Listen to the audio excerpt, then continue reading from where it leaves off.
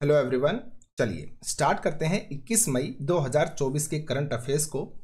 इसकी जो पीडीएफ है वो आपको टेलीग्राम ग्रुप में मिल जाएगी और टेलीग्राम ग्रुप का जो लिंक है वो आपको इस वीडियो के डिस्क्रिप्शन में मिलेगा, जहां से आप टेलीग्राम ग्रुप को ज्वाइन कर सकते हैं। चलिए स्टार्ट करते हैं। हमारा फर्स्ट क्वेश्चन है, राष्ट्रीय आतंकवाद विरोधी दिवस कब मनाया जाता है? ऑप्शन है आपके 20 मई, 21 मई, 22 मई या फिर 19 मई। तो जो करेक्ट आंसर आएगा वो आपका आंसर नंबर बी होगा, 21 मई को। क्यों मनाते हैं? क्योंकि इस दिन हमारे भारत के पूर्व प्रधानमंत्री राजीव गांधी जी का हत्या हो गई थी 1991 के अंदर।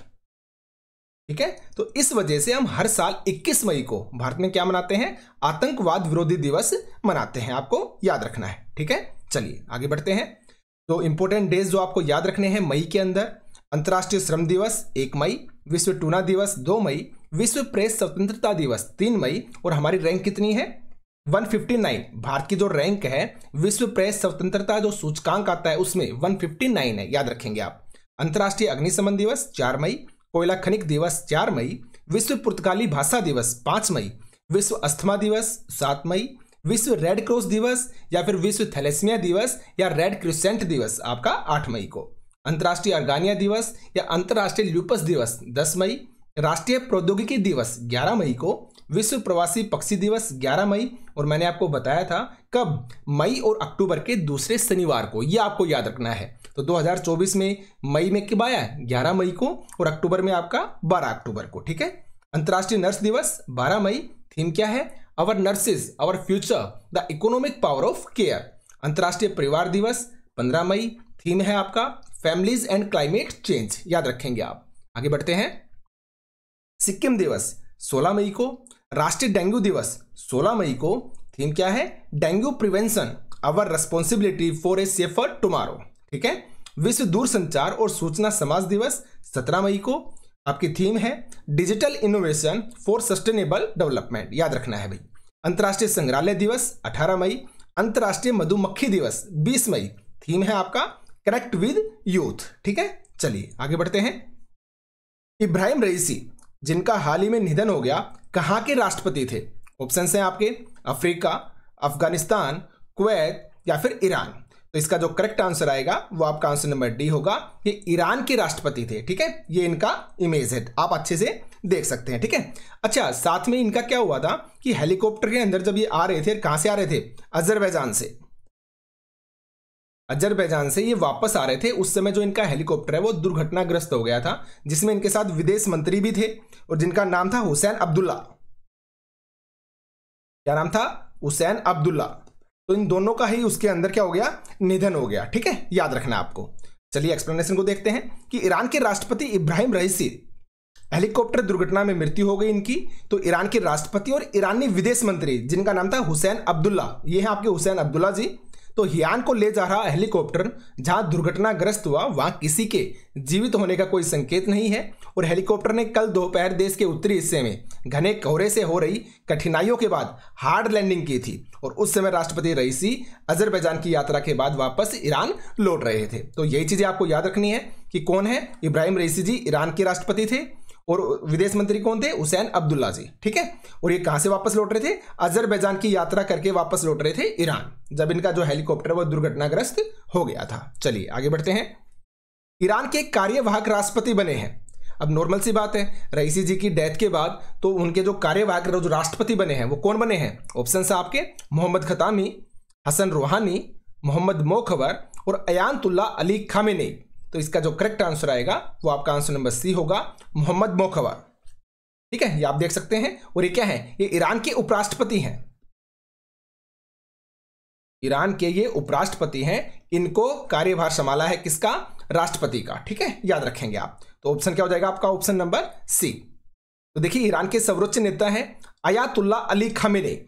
इन्होंने उपराष्ट्रपति मोहम्मद मोखबर को कार्यवाहक राष्ट्रपति के रूप में क्या दी है? नियुक्ति दी है। और जो रईसी जी हैं वो 2021 में देश के राष्ट्रपति बने थे और उनकी मृत्यु पर 5 दिन के राष्ट्रीय शोक की घोषणा की गई है और वर्तमान व्यवस्था के अनुसार राष्ट्रपति पद के लिए 50 दिन के अंदर आपके चुनाव वहां पे कराने होंगे। ठीक है, अच्छा एक चीज और याद रखिएगा कि भारत ने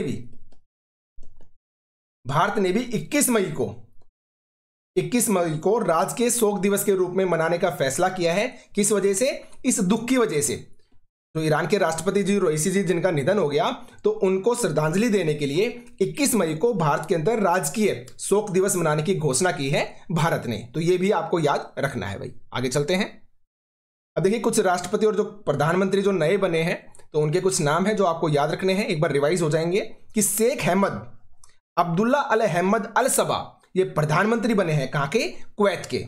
लॉरेंस वोंग प्रधानमंत्री कहां के बने? सिंगापुर के। जुडिथ सुमिनवाल तुलुका ये प्रधानमंत्री बने हैं कोंगो के। पीटर पेल्ग्रिनी ये राष्ट्रपति बने हैं स्लोवाकिया के। अब्देल फतेह अल सीसी राष्ट्रपति कहां के? मिस्र के। और आंद्रेज प्लेंकोविक कहां के बने हैं? क्रोएशिया के प्रधानमंत्री बने हैं। और आसी आओ बीखिम ये उपराष्ट्रपति बने हैं कहां के? ताइवान के। ठीक है, तो इनको आप बार बार रिवाइज कीजिएगा, आराम से याद आपके हो जाएंगे। ठीक है, चलिए आगे बढ़ते हैं। लाई चिंगते ने कहां के राष्ट्रपति के रूप में शपथ ली है? लाई चिंगते ने कहां के राष्ट्रपति के रूप में शपथ ली है? और ये आप इमेज के अंदर देख सकते हैं कि लाई चिंगते हैं। ऑप्शन है आपके जापान, चीन, कुवैत या फिर ताइवान। तो इसका जो करेक्ट आंसर आएगा वो आपका आंसर नंबर डी होगा। कहां के बने हैं? ताइवान के बने हैं। ठीक है, और जस्ट अभी हमने पढ़ा भी था कि जो आसियाओ बिखिम है ये बने हैं उपराष्ट्रपति कहां के? ताइवान के। और राष्ट्रपति कौन बने हैं? लाई चिंगते। दोनों को आप याद रखोगे। ठीक है, चलिए एक्सप्लेनेशन को देख लेते हैं हम कि डेमोक्रेटिक प्रोग्रेसिव पार्टी, इनकी जो पार्टी है उसका नाम है डेमोक्रेटिक प्रोग्रेसिव। डेमोक्रेटिक प्रोग्रेसिव जो पार्टी है, ठीक है, डेमोक्रेटिक प्रोग्रेसिव पार्टी के हैं लाई चिंगते और ये ताइवान के राष्ट्रपति बने हैं। और उपराष्ट्रपति कौन बने हैं? हासी आओ बिखिम ये बने हैं उपराष्ट्रपति, याद रखेंगे आप। चलिए आगे बढ़ते हैं। हाल ही में आरतारा 24 ललित कला प्रदर्शनी का जो आयोजन है वो कहां पे हुआ है? और इसका उद्देश्य क्या है इस प्रदर्शनी का? कि इस कार्यक्रम का उद्देश्य है दुबई में रहने वाले भारतीयों की कला प्रतिभाओं की पहचान करना और उन्हें कला प्रेमियों तक पहुंचाना। तो ऑप्शंस कौन से हैं आपके? ईरान, कुवैत, दुबई और अफगानिस्तान। तो आपको पता चल गया होगा इसका जो करेक्ट आंसर क्या आएगा? आंसर नंबर सी होगा आपका। तो हाल ही में आर्तरा 24 ललित कला प्रदर्शनी का जो आयोजन हुआ है कहां पे हुआ है? दुबई के अंदर। ठीक है, और इसका उद्देश्य क्या है? भारतीयों की कला प्रतिभाओं की पहचान करना, उन्हें कला प्रेमियों तक पहुंचाना, उनकी पहुंच आगे तक बढ़ाना। ठीक है, याद रखेंगे आप। चलिए आगे बढ़ते हैं। देखिए आप कि दुबई में ललित कला के क्षेत्र में उभरती स्थानीय प्रतिभाओं को मंच प्रदान करने के लिए आरतारा 24 ललित कला प्रदर्शनी और प्रतियोगिता का आयोजन किया गया। और दुबई सांस्कृतिक केंद्र के अंतर्गत, याद रखेंगे, दुबई सांस्कृतिक केंद्र के अंतर्गत अल जलीला सांस्कृतिक केंद्र। अगर आपसे पूछा जाए कि अल जलीला सांस्कृतिक केंद्र कहां पे है? दुबई के अंदर। तो वहां पे आपका इसका आयोजन हुआ था और 250 से अधिक जो कलाकृतियां हैं उनको वहां पर प्रदर्शित किया गया था। आपको याद रखना है। ठीक है, आगे बढ़ते हैं। भारतीय खिलाड़ी जिन्होंने पेरिस पैरा ओलंपिक्स में के लिए क्या किया है? क्वालिफाई कर लिया है। भारतीय खिलाड़ी जिन्होंने पेरिस पैरा ओलंपिक के लिए क्वालिफाई किया है उनके नाम आपको बताना है। ऑप्शन है आपके सुकांत कदम, तरुण, सुहास या फिर उपरोक्त सभी।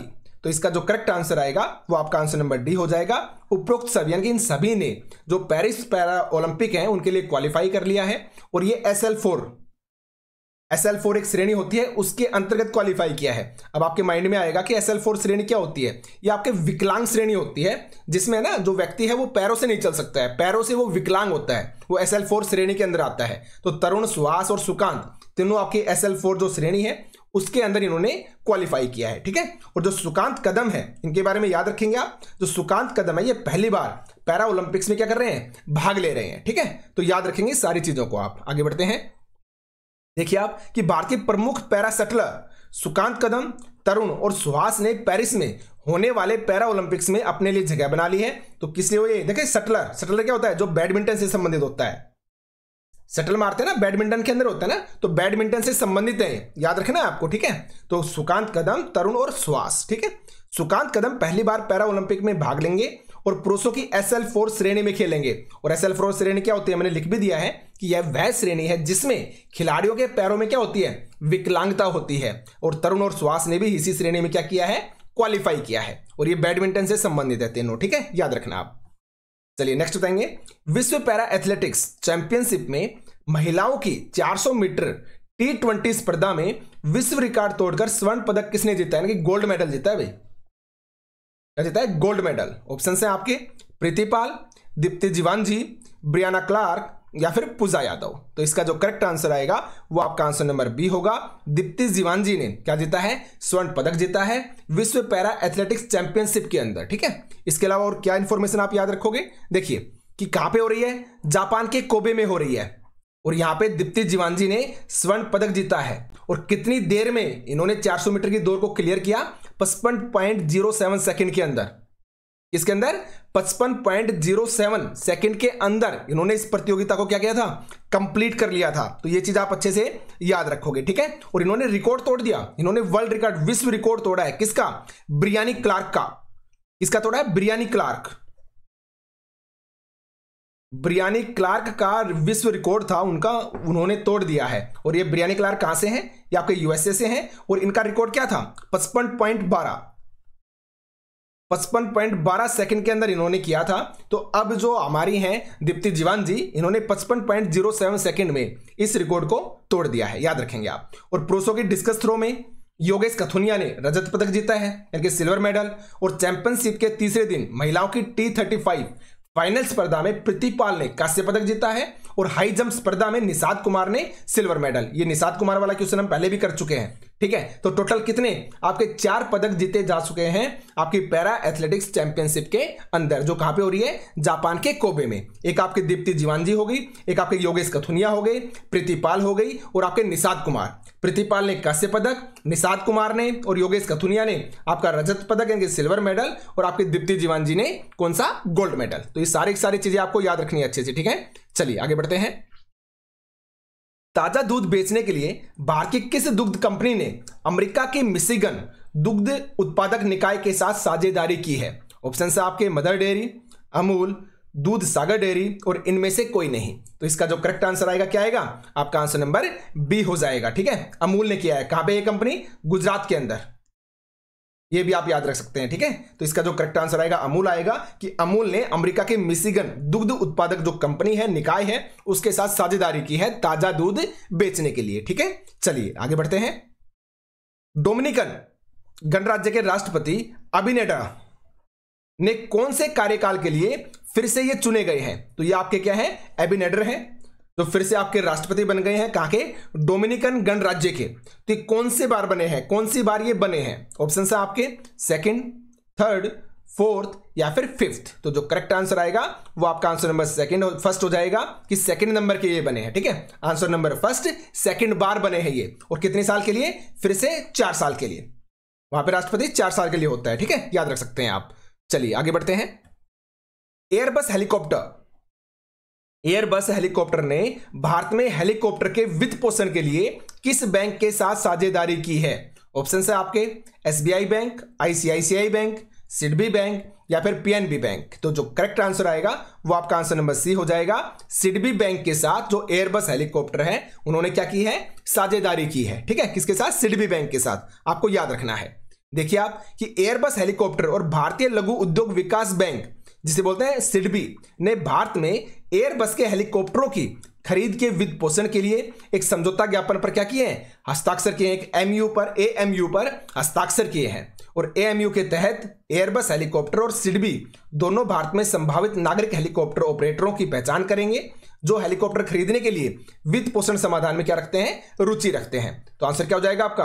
आंसर हो जाएगा सिडबी के साथ एयरबस हेलीकॉप्टर ने क्या की है? साझेदारी की है, एक हस्ताक्षर किया है एमयू पर। ठीक है, याद रखेंगे। चलिए भाई नेक्स्ट बताएंगे कि दुनिया के सबसे बड़े द्वीप समूह इंडोनेशिया में किसने स्टारलिंक उपग्रह इंटरनेट सेवा शुरू की है? ऑप्शन है आपके Elon Musk, Mark Zuckerberg, Jeff Bezos या फिर इनमें से कोई नहीं। तो जो करेक्ट आंसर क्या आएगा आपका? आंसर नंबर फर्स्ट हो जाएगा, एलोन मस्क ने किया है। आप देख सकते हैं यहां पे इमेज के अंदर कौन है? ये एलोन मस्क जी हैं। ठीक है, तो यहां पर क्या है इन्होंने?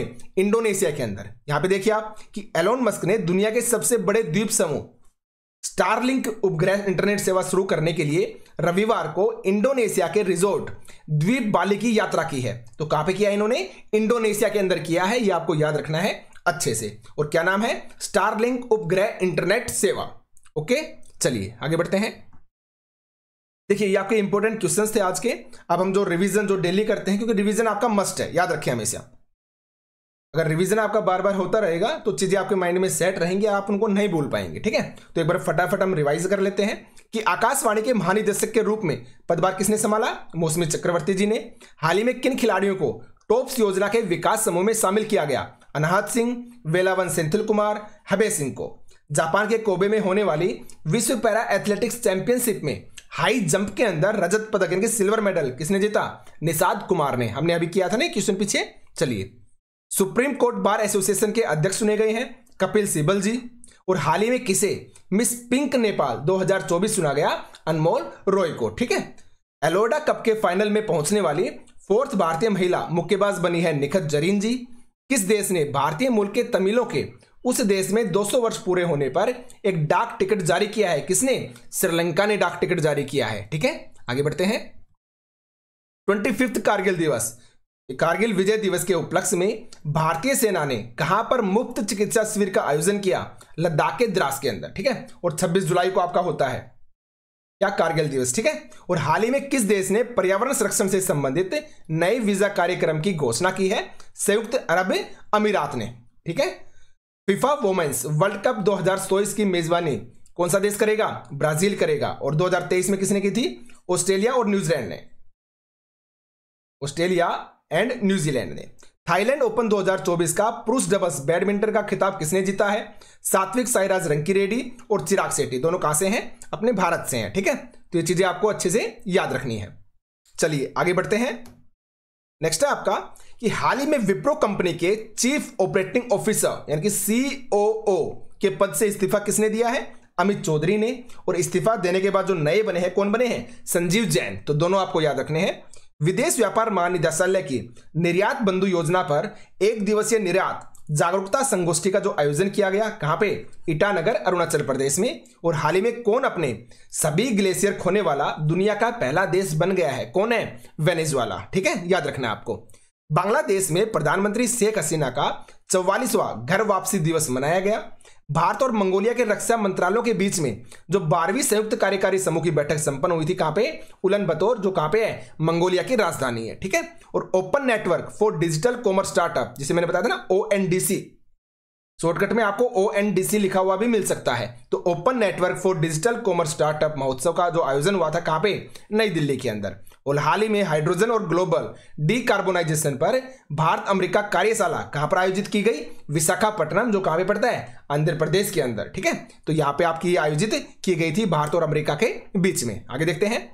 चुनाव सुधारों के विरुद्ध हिंसक प्रदर्शन में एक पुलिस अधिकारी और 3 अन्य लोगों की मौत के बाद फ्रांस ने न्यू कैलेडोनिया के प्रशांत द्वीप समूह पर आपातकाल घोषित किया।